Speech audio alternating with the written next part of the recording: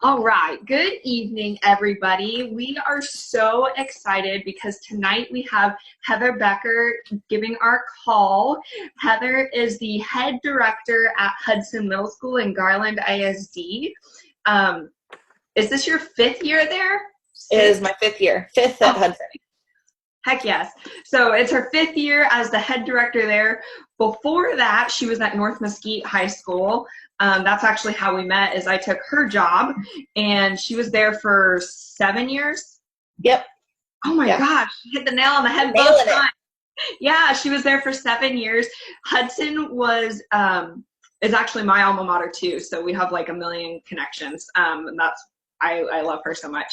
But Hudson was not doing well, was not performing well when she took over, and she is doubled the size of the band, and now they're making sweepstakes at contests, and it's just been a complete overhaul over there. So she's absolutely killing the game, and I can't wait to hear her drop some knowledge on us. So Heather, I'll just let you know when you're at 25 and 30 minutes. If you want to go shorter or a few minutes longer, just let us know. And if you want to leave time for questions at the end, that's totally your call. Okay. Awesome.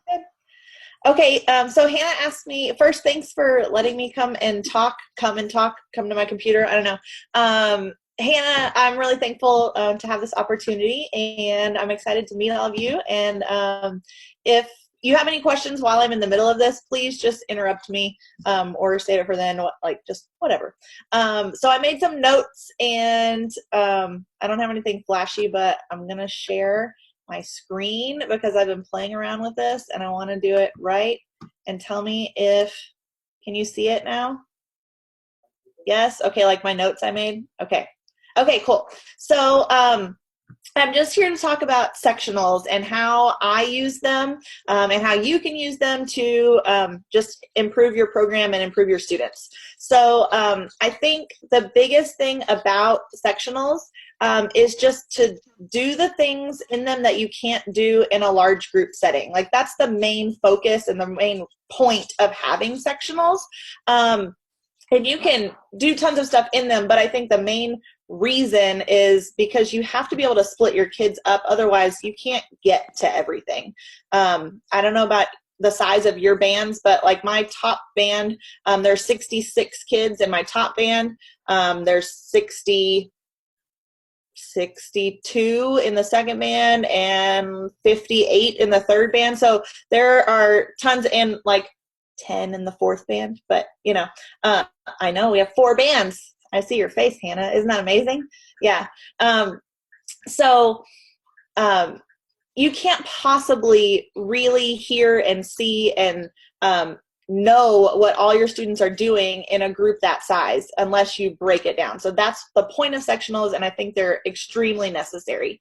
So the things that we like to do are just find the concepts that you need to check for their understanding. I don't do playing tests in my top band nearly as often as I probably should. But when I do playing tests, I do them in sectionals because I don't want to waste everybody else's time in the big group having each kid play something for me. We do pass-offs in sectionals and all of that kind of stuff. And you're really listening to the individuals down the row so that you can really know whether or not they're getting it, because it's super easy to hide in a big group. And especially in the smaller sectional sized class, the kids can't just rely on listening to the people next to them. They really have to know their stuff. So that's a great place for you to find out whether or not they are kind of hiding in the background and you just can't tell from the podium. I also spend that time working on instrument specific things. I teach middle school right now. And so sectionals are really an extension of like the 6th grade beginner year. You have to keep teaching them about their instrument. It doesn't just stop at the end of 6th grade and now you're a man and here's what we do every day. Like, you have to continue their knowledge. So sectionals are the time when we do that. Like in clarinet sectionals, in the fall semester, I spend lots of time on register slurs and crossing the break, because at the end of 6th grade, they haven't really seen music that does that a lot. And so we focus a lot on that. Vibrato exercises with the flutes and the double reeds and the saxophones.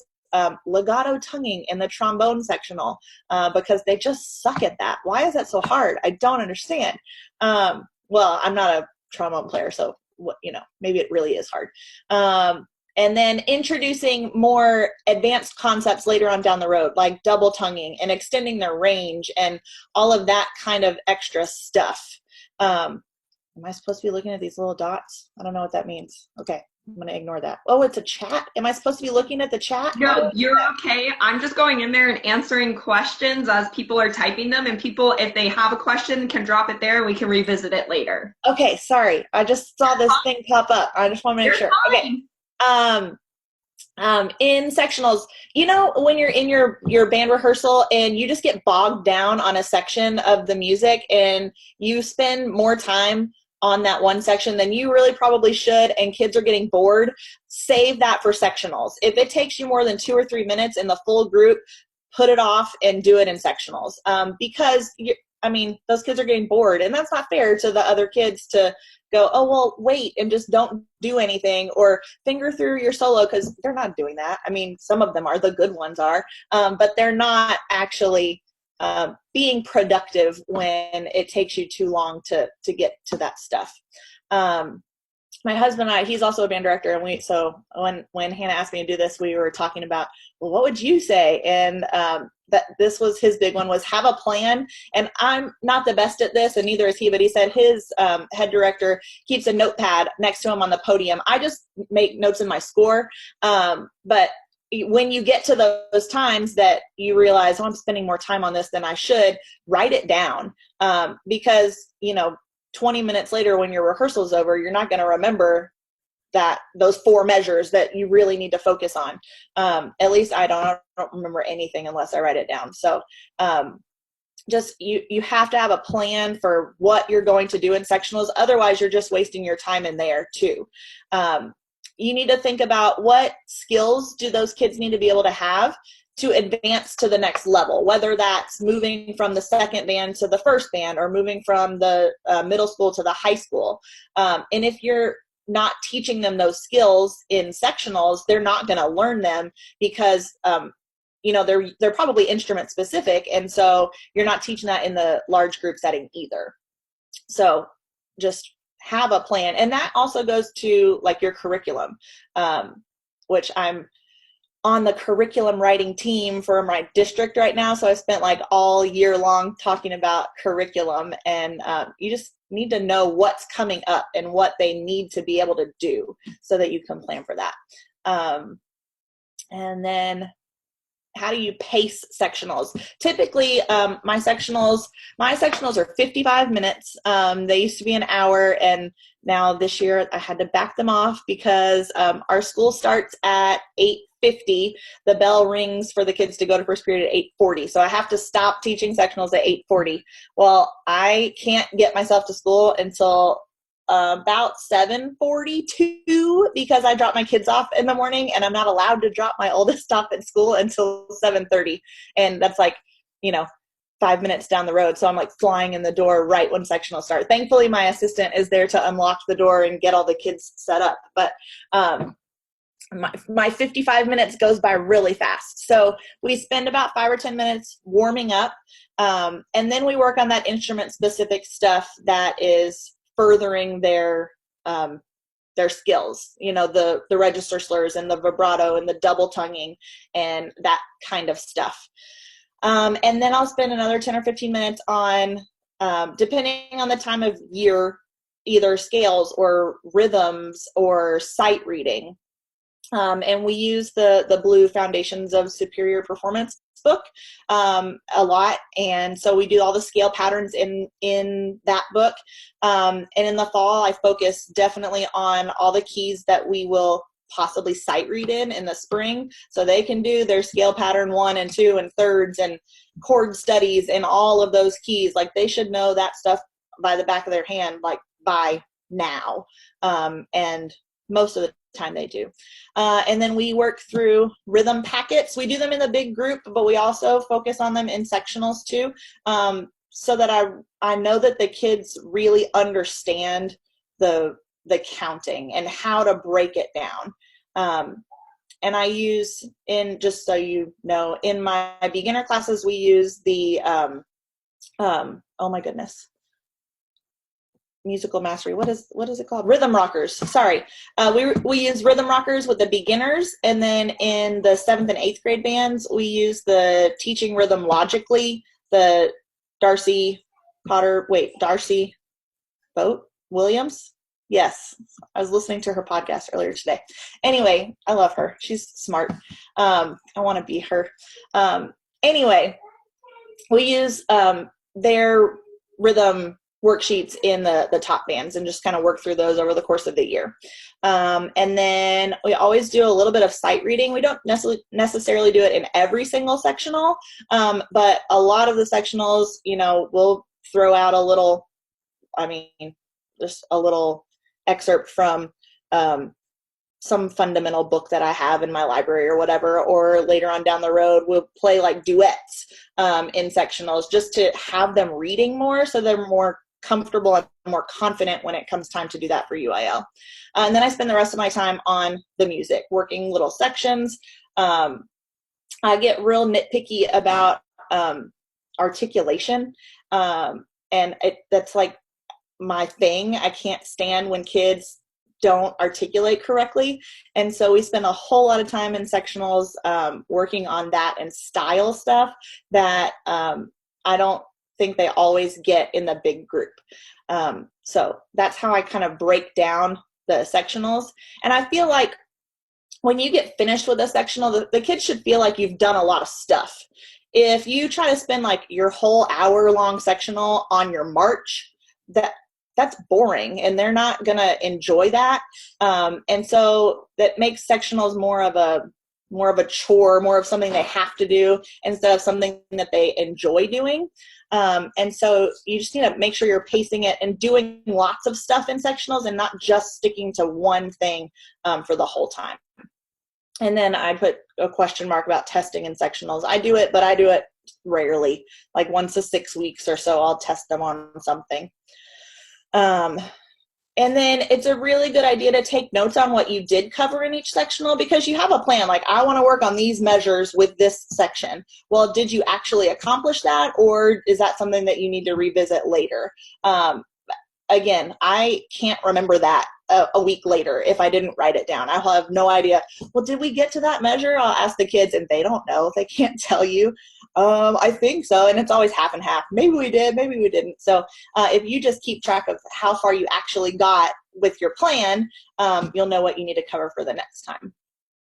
And then the other thing that's really cool about that is it'll help you plan for the next year. So say I've written down every time, every sectional, this is my plan, and I want by the end of March to have done all the scale studies in these 6 keys or whatever.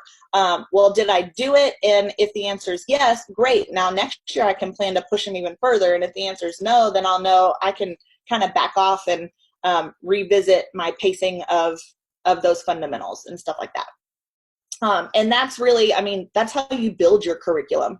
Like, what are you teaching and when are you teaching it and how far did you get? But you just need to constantly make sure that you are evaluating how much you have accomplished. This is my favorite part.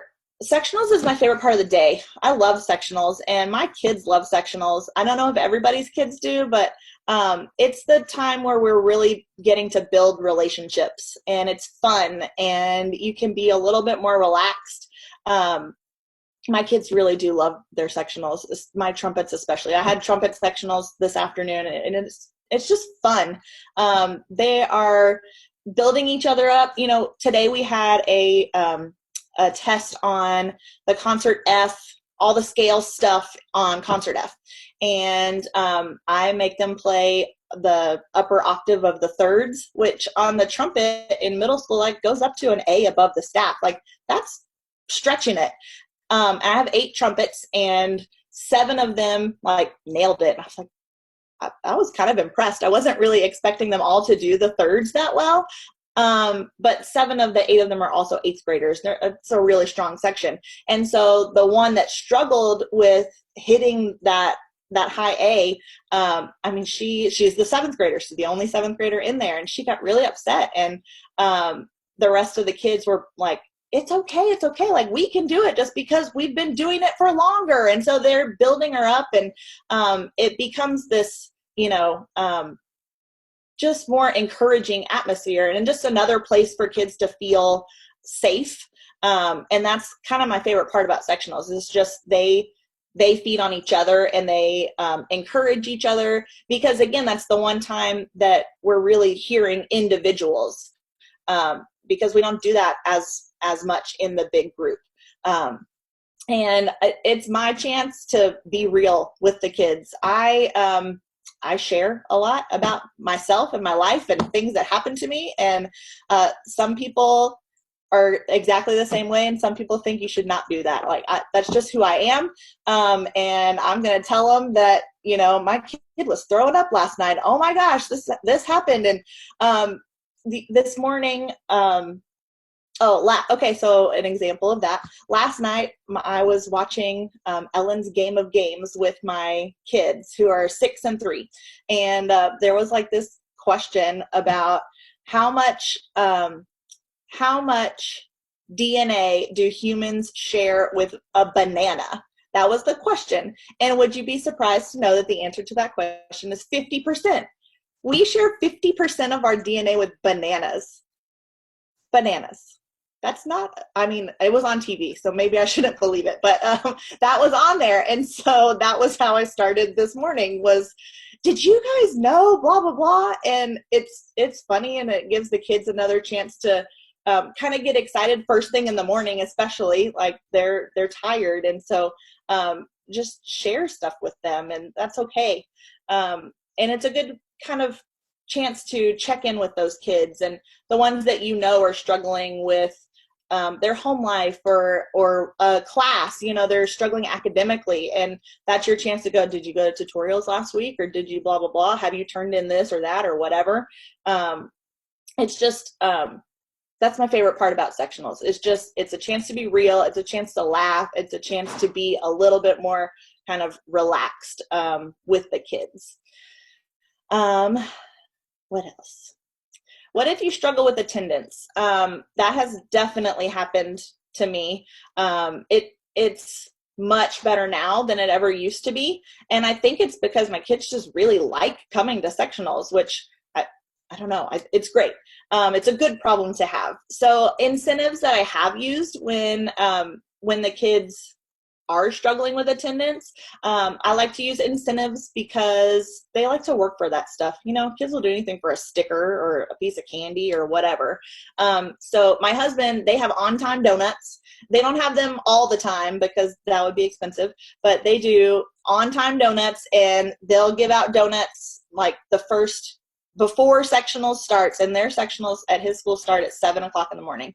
And so they'll give out donuts up until like 6:55. And if you're there after 6:55, you didn't get an on-time donut because you're not ready for sectionals to happen. And then they have to go like wash their mouth or whatever. I do extra credit for beating Miss Becker. So I told you that I have to drop my kids off at 7:30, and then I'm like flying to school to get to my sectional by 7:45.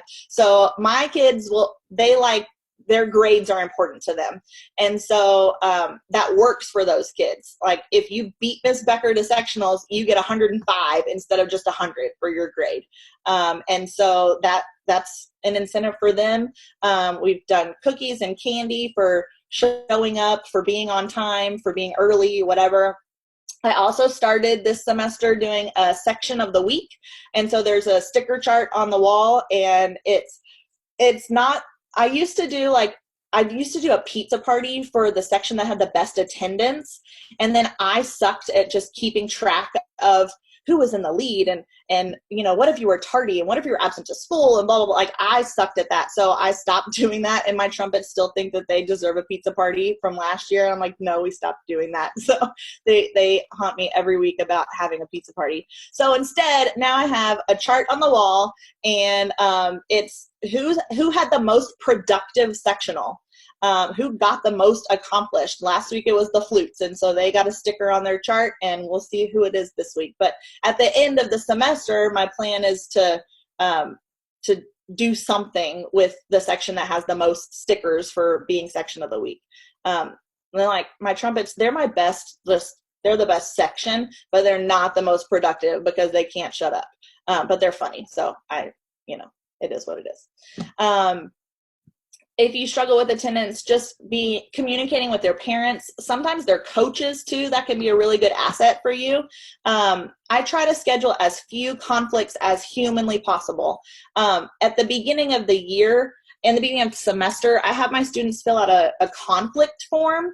Like, what do you have every single, if you have dance class at 5 o'clock every Wednesday or whatever, I do my very best to schedule around that. Or I'm going to be on the basketball team, or I'm planning on trying out for track or whatever. Because they don't know at that point if they've made those teams, but I really and truly try very hard to schedule around that. And with my 66-person top band class, I only have conflicts, like true conflicts with athletics, with sports, with 3 kids. And so I think that's pretty good, because I've tried so hard to avoid it that the coaches really appreciate that and will really work with me to make sure that I get those kids once a week. So have a plan for athletics. It really also, it helps to go watch them, to go, like, I don't go to a ton, but I go to a volleyball game and a basketball game for the 7th and the 8th grade, the boys and the girls, like, just one every year, show my face, like, support my kids, obviously. Like, I'm there because that's exciting to see them doing something else that they're really great at. It's fun for me. But it's also a great place to show your face and say, hey, coach, that was an awesome play. Congratulations, whatever. And our athletics teams at my school are fantastic, especially the girls. And so it's really important for me to have a great relationship with those coaches so that when those conflicts do arise, it's way easier to work it out. So, sorry. And then for other kids, like, if they're not coming to sectionals regularly and you know that they're in football or in basketball, talk to their coach. Hey, so-and-so is just skipping stuff. And it's just because they're being lazy or they don't want to show up or whatever. Tell the coach. Those coaches will help you nip that in the bud real fast. They'll do suicides and lunges, and those kids don't like to do that. So they'll start showing up if they know that they're going to get caught. When should you contact parents? I think when a kid misses 2 sectionals in a row, or if they're showing up really sporadically, like they're just randomly there, like they're there for 2 weeks and then gone, and then there and then gone. Like, talk to the parents, just find out what's going on. If they need a ride, help them get one. We have so many parents that want to help and they don't know how they can help. And so I ask them, I will email a parent or call a parent and say, hey, look, we have this kid that is really struggling with just getting where he needs to be. His parents are working late or whatever, and somebody wants to help that kid. You just have to find the right somebody, but you won't know unless you ask. And so if that's the problem, and especially with middle school kids, like 9 times out of 10, it's, I just didn't have a ride. I can't drive myself, and so they don't show up because of a ride situation. Well, try and help them figure out a way around that. I think that's important. Tutorials, obviously kids are going to need to go to tutorials because if they don't pass their classes, they can't do the stuff with you that's really important. Hopefully that's going away soon, cross your fingers, but there's no for sure. But I think the biggest thing is teaching the kids that they have to communicate with you. If they're struggling in a class and they need to go to tutorials and they just don't show up to sectionals, that's an unexcused absence because you didn't talk to me about it. And so I really think that teaching them that they have to communicate is really important. And it's important starting in the 7th grade, you know, and I don't want to hear it from their parent. Oh, she had to go to tutorials. I want to know from the kid. Like, that's important, and a life skill that you really need to start helping foster in those kids. Occasionally you have to talk to the teachers to work something out, because a lot of our teachers will, you know, they say, I have tutorials on Tuesday afternoons and Thursday mornings, and that's it. But if that kid asks, or if you ask, hey, I only have this one sectional once a week with this whole section, is there any way so-and-so can come in on Thursday afternoon? I know you don't really have tutorials, but would you be willing to stay? And 9 times out of 10, that teacher is going to say yes, because they want to help the kid too, you know? So it's just about communication, I think. Let's see. How do I break up my sections? Every section is separate. Like, some schools of thought are that every section, it's a section, so they have to be individual. You know, you can only have the oboes with the oboes, and you can only have the trombones with the trombones. That, some people are really insistent upon that. That doesn't work for me. Just personally, like with my schedule, I don't have that many days in the week that I can stay late to school and have a sectional or whatever. So I group some of my sections together. In the fall, we separate based on our region music, and like who plays the same stuff. So the flutes region music is all the same. The double reeds, they actually have 2 different ones, but it's such a small section that I feel like I can still give enough attention to each group if I have them combined. The clarinets and bass clarinets are together. All the saxophones are together, the trumpets are by themselves, horns are by themselves, but then I do all the low brass together, trombone, euphonium, and tuba, which I change in the spring, but they're all playing the same music, and that's what we're spending the majority of our time working on. So for me, that works. And I'm super lucky that we have the high school percussion teacher that comes and teaches our percussion sectionals every week. And then in the spring, I switch it and I base it on our UIL music and who's playing the same parts the majority of the time. So in the spring, I combine my flutes and oboes together, because 9 times out of 10, they're playing the same stuff, maybe in different octaves. The clarinets are separated from the bass clarinet. I actually put my altos and my horns together. That really helps my horns too, because they're hearing, you know, what their part actually sounds like, and so they're missing less partials because they just get to hear the saxophones push a button and the right note comes out most of the time. The trumpets by themselves, and then I put the trombones and euphoniums together, and then I separate the tubas, but I put them with the low reeds because they're all just, you know, I mean, not really, but sometimes. And then again, percussion. But whatever you decide is totally fine. You just have to make it work for you and for your schedule. And so you can still have a life that's not in the band hall, because I think that's important too. So that's all I have, I think. Does anybody have any questions? Can you press the stop share so that we can see your face? Also, would you mind sharing this document, with, like maybe emailing this document to me so that I can drop it in our group so they have access to it? Sure. That'd be awesome. Thank you. No problem. All right. I think Lizzie had a question. Yes. So I'm sure this isn't a problem with you guys, but right now we're having a problem with solo and ensemble music.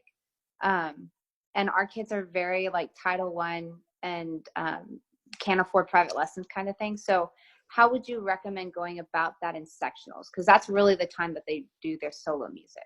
Absolutely. Do you teach the second band? I do.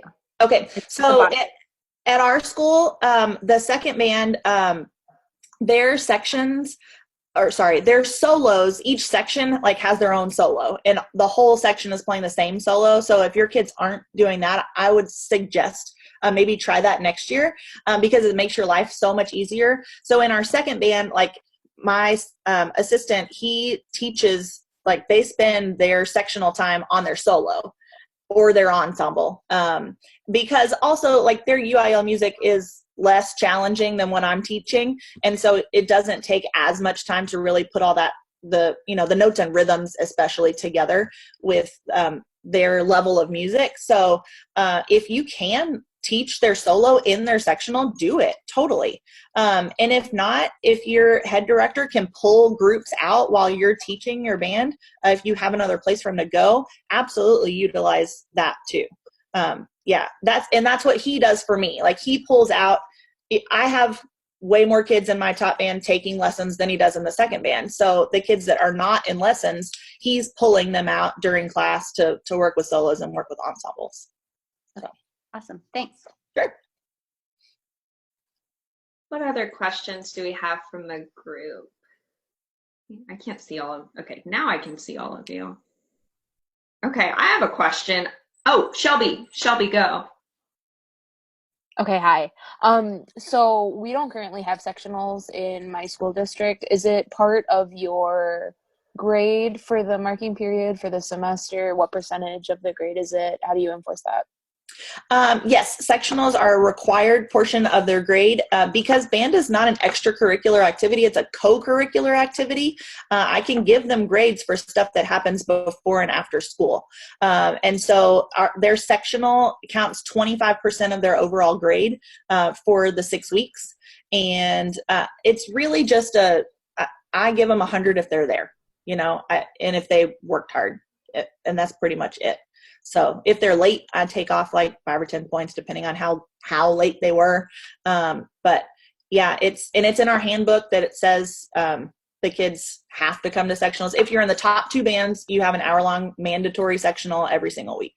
And the parents sign off on the handbook at the beginning of the year. And so everybody understands that it's required and necessary. And but that was also, approved by our principal in the handbook too. So. Right. Thank you. Yeah, Shelby's in Michigan, right?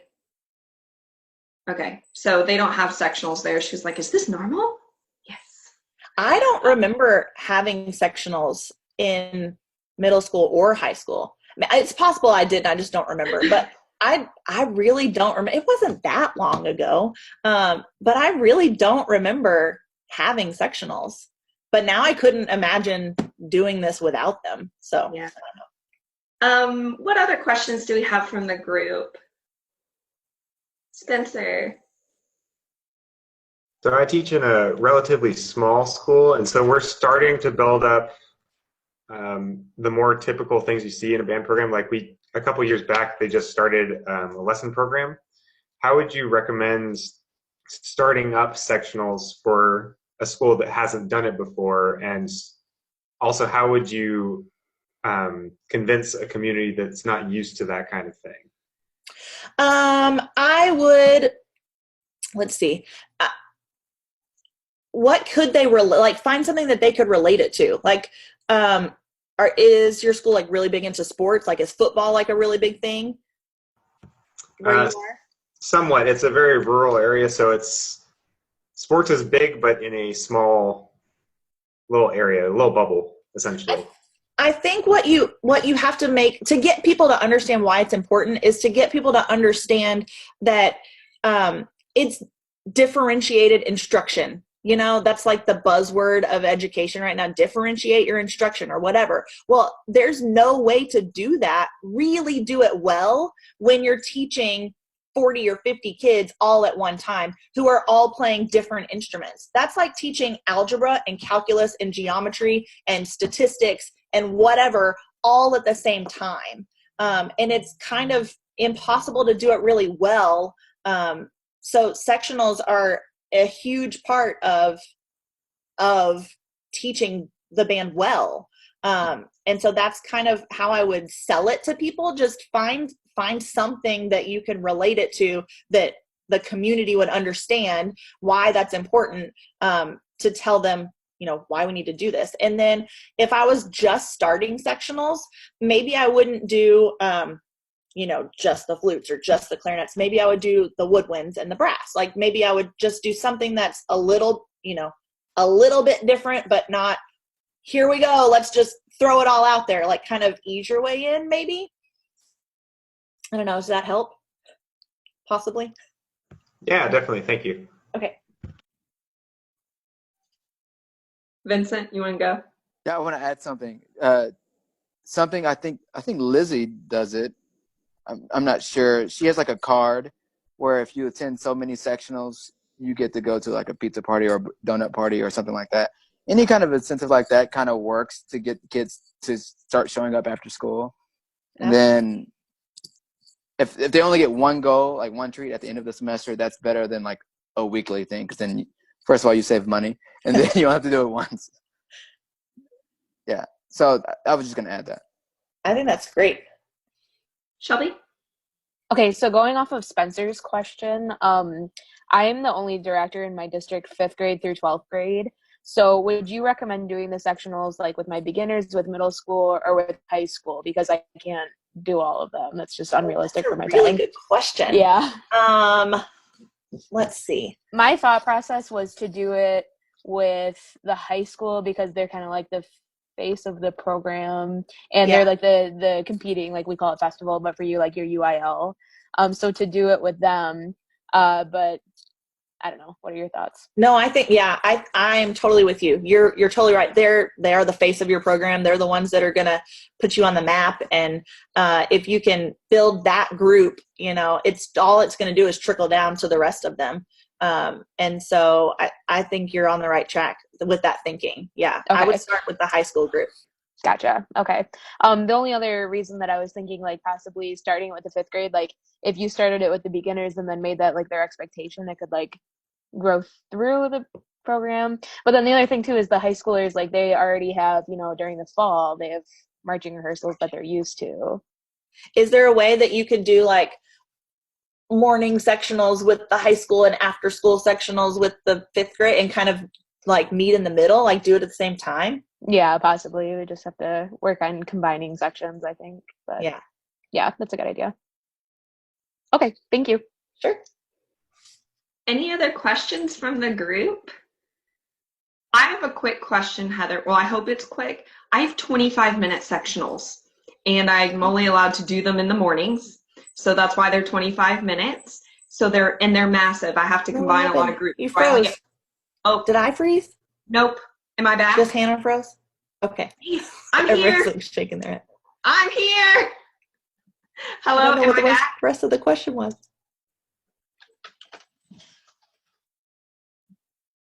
Am I back yet? I'm back. It says my She's back. You're back. Yes. Y'all, that chat. So I only have 5 blocks, Monday through Friday in the mornings for 25 minutes. I find myself not doing as many fundamentals because I feel like that's what I can isolate in my class and really just trying to spend time on music. But how would you divvy up your 25 minutes if it was your band? I'm teaching the varsity. Okay. If it was my band and I only had 25 minutes, I would spend like 4 minutes on warm up.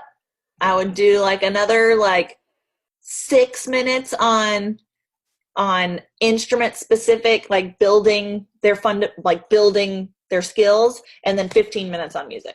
That's what I do. Awesome. Thank you. Maybe even less on warm up. Okay. That's super helpful because I'm just like, wah! During the entire. That's so fast. It's so fast. Wow. Vincent? I do have a question. Now, I don't know if anybody like is in this ever been in a situation, but we have 4 bands that go to contest, and there's only 2 directors. So, amen. Right now, we the only top 2 bands have sectionals, and they're instrument specific sectionals. How would you recommend like adding sectionals to the 3rd and 4th band without overloading your schedule? I am right there with you. So we have 3 bands that go to contest, and 2 directors, and the only ones that do sectionals are the top 2 bands.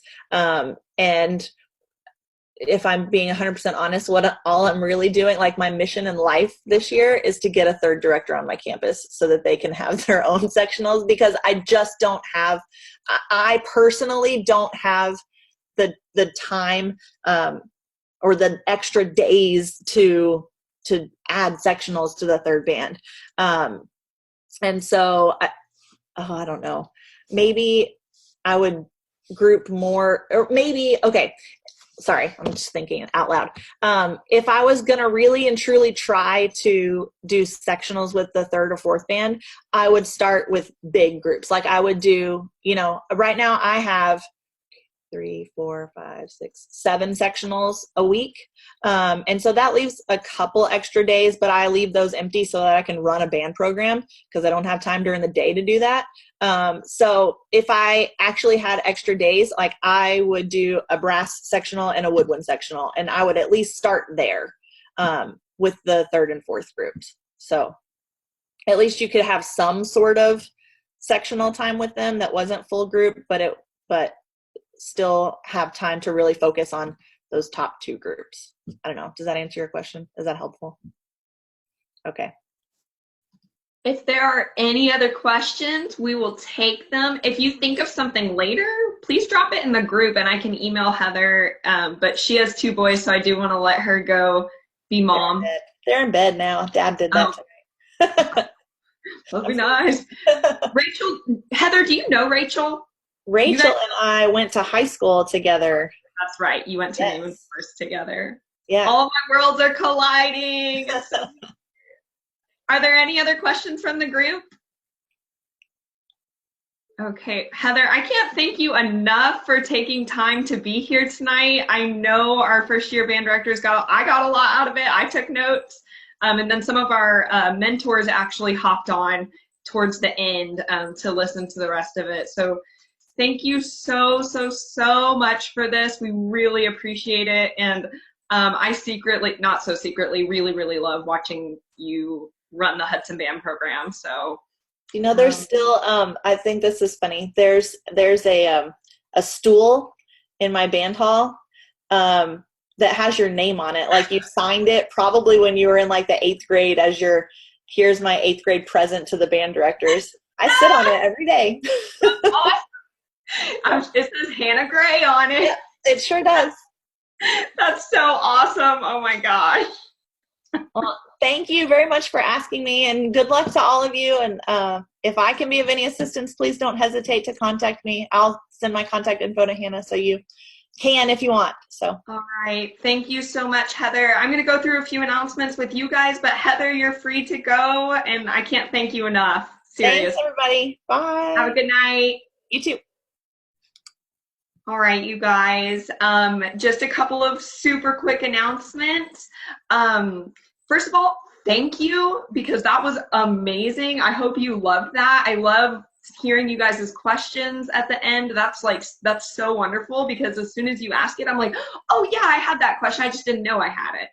So that's amazing. I know a few people really wanted to be here and couldn't make it work tonight, so we recorded it. But I wanted to thank you also for being so timely with your payments. That makes our lives significantly easier so we can pay your mentors and our guest speakers. So thank you so much. Also, be sure and let me know if you're going to be attending the TMEA happy hour so that I can get a count, so that I can find a space for us, because the space depends on the count. And if you're going to bring a +1, please let me know that too. You can just like type it in the events page, like post in there, like, hey, bringing my bestie girlfriend, but only bring like your significant other. Don't be like, hey, I brought my 4 friends. Like, that's not like, let's make this a us thing. Okay. I'm going to bring my significant other, but that's because I have to. So just kidding. All right. Anything else from you guys? We all set to go? Okay, if you have any other question, yes, Lizzie. Oh, I thought you were asking me to be your +1. You're asking Brianna. My bad. I was like, yes. I'm just reading the chat over here. But anyhow, let us know if we can be of any more service to you. Let us know if you need any help with your mentor or communicating with them. From what I understand, all of those have been going really well. And please let us know if it's going really well or if it's not going really well. We want all of your feedback. You guys are so wonderful, and happy pre-Friday tomorrow. All right, I'm out. It's past my bedtime. If I can even sleep. I'm so excited right now. I love this group. I love you guys. I hope you have a great night, a great rest of your week, and please let us know if you need anything, all right? I have like 5 animals, so if you want to see all my animals, stay on. Or I guess, Hannah, that means we have to stay on too. Yeah, okay, twist my arm. I am going to stop recording now.